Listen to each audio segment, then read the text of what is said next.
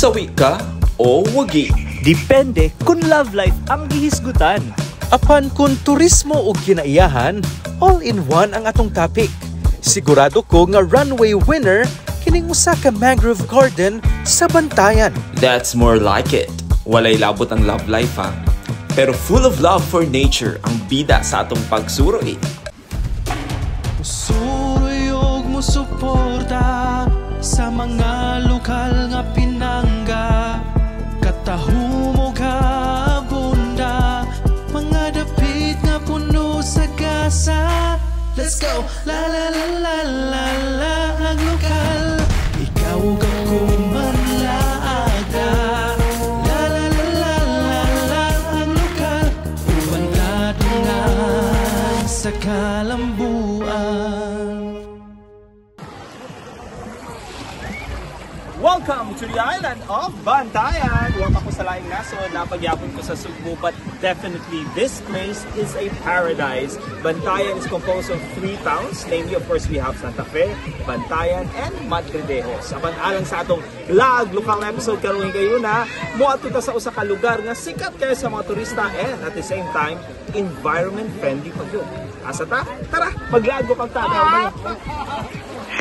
Known as the Little Boracay of Cebu, because of its magnificent beachfront and fine white sand, Bantayan offers a sweet escape from the hustles of a busy life. Maong, usa ni sa mga sikat nga destinasyon sa mga ganahan nga malimot sa ilang mga ex. Ayaw lang kayo padaha sa imong feelings, Geralda? Relax. Welcome tanan dire. Gibuwagan man ka o ikaw ang nibuwag. Naunsa na mo oy. Move on na ta. Bisan kung wala na siya nga nagbantay nimo, you can always find enough reason to come to Bantayan. Well, there is magic when a locality can intertwine tourism and religious aspects. Laom sab ang debosyon sa mga residente dinhi, di nagpahigayon sila og prosesyon sa Santo Entierro matag Semana Santa gamit ang mga dagkong karo. This stirs curiosity sa mga turista nga tuyuon sab ang pagtambong so they can have a first-hand account. Oh yes, it's the same curiosity that prompted them to take a peek sa usa ka mangrove area sa Barangay Uboob sa lungsod sa Bantayan. Present, I have come to visit the place so I can show to you kung nganong giisip kini nga sustainable area for ecotourism. Bisan kung layo gikan sa main road, sulit ra gihapon ang biyahe kaysa isig kakilid sa daan, naglinya ang mga coconut tree nga musugat nimo. Somehow, it's giving me an idea of what's in store for me. Nice! I'm confident that it didn't fail you. Sa entrance pa lang, kay ba ka nga wa ka masaag. Tuyo ba nimo ang Magica Mangrove Garden? Here it is, feeding my eyes with vitamin M, as in mangrove. Laag trivia! Mangroves are tropical plants that can easily adapt to loose, wet soils and salt water. You see them at the intersection of land and sea as they provide habitat for fish and other marine organisms. Ligon sila kay ang ilang root system maoy nakatabang aron maka-adjust sila sa extreme tide. Dunay kapin ka mga species sa mangrove sa tibuok kalibutan. Some of them are found here at the Omajeca Mangrove Garden. Unsa ti manilhante? Oni siya ang kinailan sa laki. Nga unsa man kana murag Bakaw. bakaw. Kung babae, Puti. puti siya. Oo, puti yan. Okay. Diba? Alright. Mani So, murag na ilan na gininyo tanan dito, no? Oo, nami bungalon, bakaw batu, bakaw bayi, bakpututan. Mao to siyang bungalon, sir, kanang gagmay og dahon. Kana. Kana siya. Okay. Ang mga na iya bunga sa mangrove. Okay. Pila ka species dire? 7? 7? Oo, 7 species. Daghanan, no? Pero paano siya? Dugay ko ni mo tubutanan? Or lain-lain? Dugay gyud. Years? May naapod sa pagatpat. Okay. Mama na ang nailhan gyud sa mga tao no? Ang pagatpat. Unsay pinakaligon nila te? Kanang bakaw. Kini gyud. Bakaw na bayi, bato. Oo. Yeah, taas kay ko ano? Barog. This piece of natural wonder is too precious that it's been declared as a marine protected area by the town of Bantayan. So careful mo ha. Gidili dinhi ang pagpataka o putol sa mga mangrove. Ingon man ang pagtanom og mangroves sa seagrass beds. And to top it all, bawal ang pagpangisda dinhing dapita. Of course, giampingan gyud sa mga residente ang dapit kay this is what they call home. Giwan sa ninyo pagpalambuan nga lugar te, diri. Kanang i-maintain jud ang kalimhiyo niya. Kuan kanang sa una kung naay kinahanglan murag pulihan gani nga mga mangroves. After to Yolanda gipulihan. Okay. Itanuman siya. So dako kay tong impact tong Yolanda. Kung damage as in back to zero man jud kay hagba man jud ni. Okay. So murag wash out tanan. Was out jud tanan. Nya nagsugod jud murag go back to number 1 ba. Pero in a way ang mangrove nakatabang aron dili gid grabe epekto. Nakatabang siya kay naka-protect man siya sa kanang dagko nga bawod ba kanang gitawag nga storm surge. Makuan man niya murag masagang niya bitaw. Auto na ay balay dire nga wala gid siya naon sa tungod anang mangrove.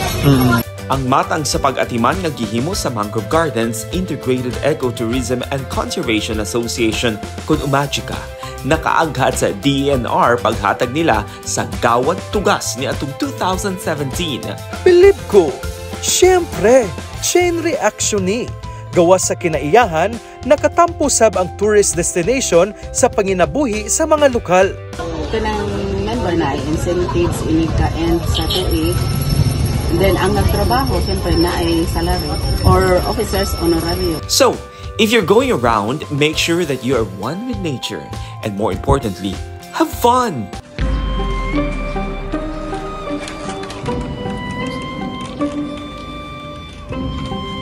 But technically, dagang mga obstacles din sa silang mangrove area. Actually, you just have to go around.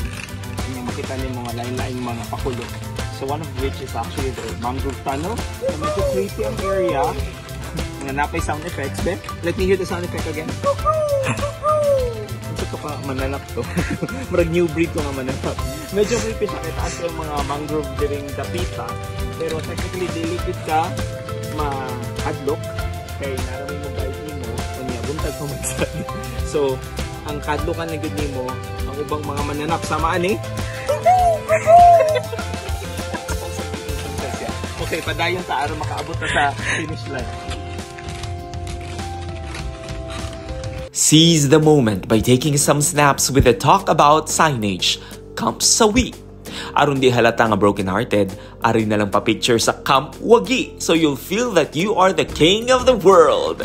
But literally, you could be king by going up sa ilang watchtower so you can catch the panoramic view sa may bukana sa mangrove forest. For you to get from one side to the other, kinahanglan gyud mag-struggle ka because their bridge is made of bamboo. But of course, ilan na ning gitest technically, no.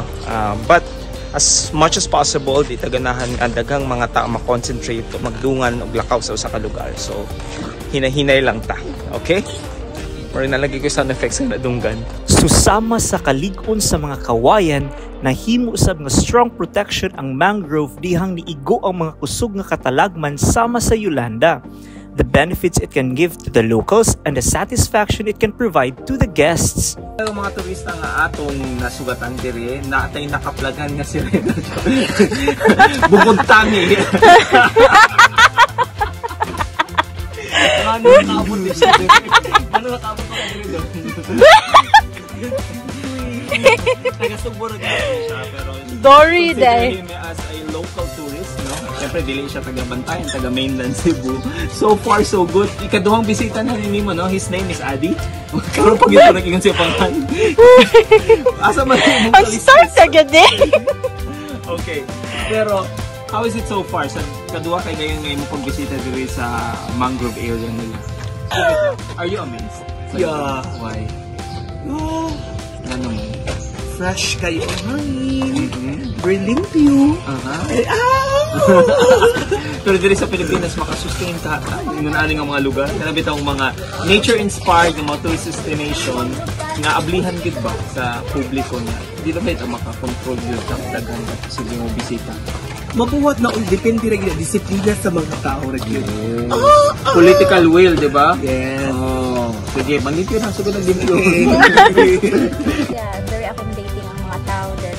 Kanang grabe gyud sa kanang nagid sila pagtagad ba every single time ko ano concern sila nga sa tourist kuan ka dinhi, so very kind and hospitable din mga tao. How about the place itself? Nga ilagid na preserve ang mga mangroves dili. Oo, very kuan siya, nindot siya, refreshing kay basta stress reliever, mga ingana ba. So nindot gid siya para i-tour din hisad niya. Di na kagana mo balik? Oo, nindot na magstay sa isla. Kay makawa jud sa kuan lahi ra jud sa syudad jud as in nya. Kuan jud ang place makaana jud nga rest jud, maka-find jud kag place to rest ana ba. It's innate for us to go around places. But let's leave beautiful memories, not triggers for disasters. Because we coexist, we create a rippling impact on each other, living and non-living things alike. Love nature, so it will love us back. Kini ang wagi. Oops! We're not yet done.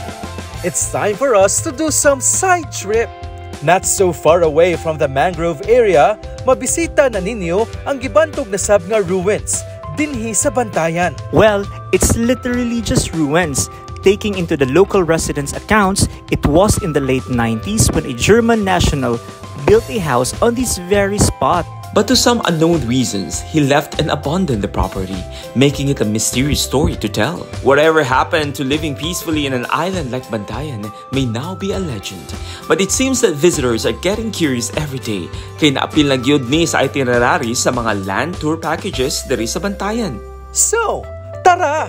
Magbantayan na ta!